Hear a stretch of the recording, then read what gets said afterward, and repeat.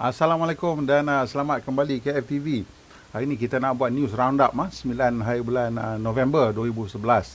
Berita pertama kita hari ini ialah tentang MyV baru yang kini sudah dibuka untuk tempahan. Lama kawan-kawan kita tunggu, sekarang sudah dibuka untuk tempahan. Saya rasa mungkin seminggu dua lagi lah akan dilancarkan secara rasmi. Jadi kereta ni datang dengan beberapa update lah yang saya rasa penting. Itu memang nampak trending pun dalam Pro 2 punya cara buat kerja. Iaitu dia akan diberikan ciri keselamatan pintar, iaitu Pro 2 Safe Driver Assist. So ini ialah untuk semua varian kecuali varian G. Varian G ni ada dua varian. Satu tu akan tak ada. Saya rasa yang varian untuk driving school tu akan tak ada tak ada the PSDA ni. Dan juga datang dengan enjin yang lebih jimat, bahan api sikit lagi lah. Kalau yang dulu menggunakan dapat 21.1 km untuk setiap liter, yang kali ini dapat 22 km untuk setiap liter. Ini untuk enjin 1.3 kalau tak silap saya. Juga ada perubahan dari segi reka bentuk, penampilan yang lebih sporty dengan warna baru untuk setiap varian. Jadi kita tengok dekat sini ada gambar ni. Ada reka bentuk barulah, nampak bumper depan tu ada macam position light ataupun fog light, saya tak tahu, tapi yang menegak tu. So untuk varian 1.5 AV Advance akan ada warna cranberry red. Untuk 1.5 liter H ada warna ivory white, glittering silver, lava red, granite grey dan electric blue. Juga datang dengan varian yang basic 1.5X dan varian G lah. Yang G ni yang paling basic sekali lah, iaitu varian 1.3 liter.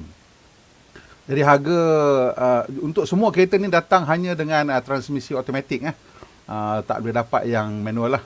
Jadi jurat harga bagi MyV baru ni bermula daripada 45,700 sehingga 58,800. Ini harga untuk semenanjung Malaysia tanpa insurans. So kita tengok kat sini memang saya rasa ramailah orang menunggu kereta ni.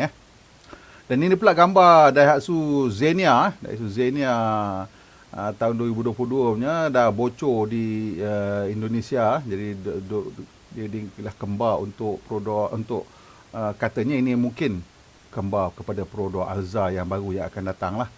Dan ini juga ini akan muncul secara global buat kali pertama, debut globalnya di Gaikindo Indonesia International Auto Show pada 11 November hujung minggu ni lah.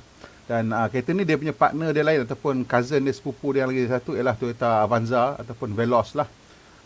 Dan yang berbezanya katanya adalah bahagian bumper dan bahagian jeriji lah. Katanya bumper untuk Daihatsu ni kecil sikit lah, untuk Toyota tu ianya lebih besar dan lebih nampak jelas lagi. Datang dengan dua pilihan enjin, iaitu 1.3 liter 1 NRVE dan 1.5 liter 2 NRVE. Datang dengan pilihan manual ataupun CVT. Ianya kemungkinan datang dengan pilihan maksimum lah, mungkin 6 beg udara. Saya tak tahu sama ada ini semua varian akan dapat ataupun tidak, tapi ada 6 beg udara dan brake kecemasan autonomi, Autonomous Emergency Braking, AEB. So that's a nice step up untuk Daihatsu Xenia. Dan ini pula ialah Honda ZR-V yang juga akan muncul di Gaikindo 2021. Katanya ini ialah generasi kedua untuk Honda BR-V lah. Tapi reka bentuk dia tu mungkin dikemaskinikan sikit, tapi nampak ada jugalah mungkin gaya-gaya ini akan menggantikan BR-V. Kali ini datang dengan varian Sporty RS. Ini menurut gambar-gambar yang kita dapat daripada Fantastico. Seterusnya ada satu berita lagi daripada Honda juga. Yang ini mengenai dia orang punya dia panggil mobile power unit. Bateri ni lah basically macam standard size bateri lah yang Honda tengah hasilkan. Jadi dia orang nak try kembangkan lagi cara penggunaan benda ni. Sebagai contohnya dia nak gunakan benda ni di rumah dan juga sebagai battery swapping punya function. Dan juga mungkin boleh digunakan bila digunakan di rumah dan juga di tempat battery swapping tu juga untuk membantu menstabilkan bekalan elektrik di grid sebagai buffer. So ini memang salah satu cara menggunakan bateri yang sedang diperhatikan oleh industri otomotif secara keseluruhannya. Jadi di sini kita nampak mereka akan gunakan mobile power unit ni untuk menggunakan sebagai battery swapping. Kat sini kita nampak juga bahagian bateri kereta dan juga untuk penggunaan fuel cell. Jadi kita tengok kat sini dia akan gunakan kat graf kat bawah ni. Kita tengok bagaimana ia akan gunakan bateri ni untuk di charge sewaktu matahari banyak, masa angin banyak lah. Ini untuk stabilizer untuk grid yang menggunakan banyak sumber alam semula jadilah, ataupun sumber renewable. Dan juga sini kita nampak dia orang dah mereka bentukkan satu possibility design untuk home battery pack. Jadi home battery pack ni boleh digunakan di rumah dengan ada sistem kawalan yang akan menggabungkan lah punca bekalan sama ada daripada grid ke, daripada matahari ke, daripada mana ke. Dan juga kita tengok dalam gambar rajah belah kanan tu dia ada macam community punya bateri dan juga home battery. Jadi community battery dengan home battery ni akan membantu kita mengelakkan blackout lah, ataupun putus bekalan elektrik, kerana tidak ada single point of failure lagi dah dengan menggunakan community battery ataupun regional battery ataupun grid battery dan juga home battery. Ini memang benda yang kita pun dah sebut dah beberapa kali kat channel kita ni. Dan di India pula mereka akan menggunakan bateri standard size ni untuk pengangkutan roda 3 lah. Akan bermula separuh pertama 2022. So dah tak lama lagi dah ni akan digunakan untuk tuk-tuk di India. Dan di India ni ada 8 juta kenderaan roda 3 yang menggunakan banyaknya compressed natural gas lah, CNG ataupun gas semula jadi sebagai bahan api. Jadi dengan menggunakan bateri ini akan mengurangkan lagi pencemaran.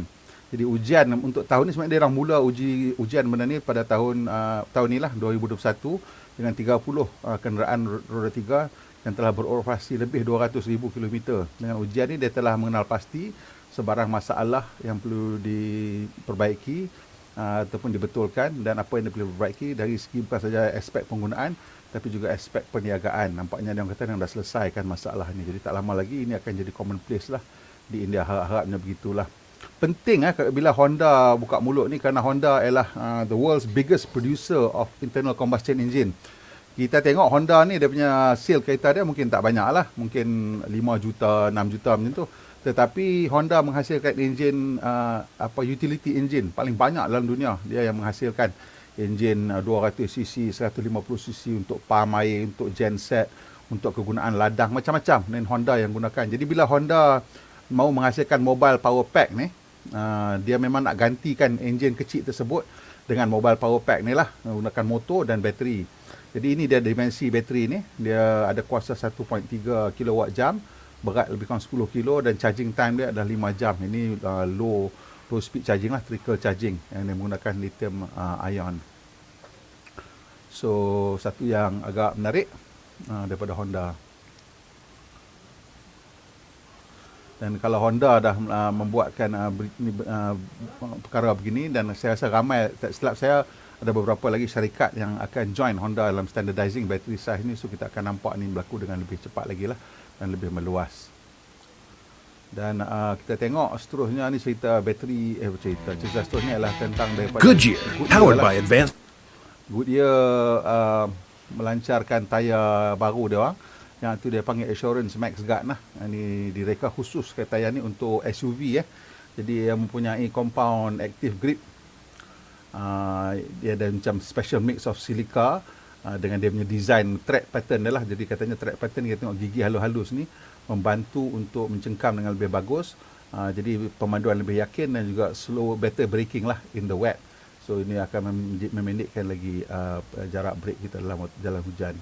Dan juga ia juga menggunakan Duraguard lah, iaitu construction tayar tu lah, dengan dua steel belted radial, 2 lapis, untuk menjadikannya lebih tahan bila kita langgar pothole ke apa-apa lah. So ini satu yang agak penting juga, pasal kat Malaysia ni jalan agak teruk. Dan tayar ni direka bentuk untuk lebih senyap. Maksudnya pasal kita banyak guna benda ni on the road urban SUV, jadi dia punya reka bentuk bunga dia menjadikannya lebih senyap lah. Itu penting.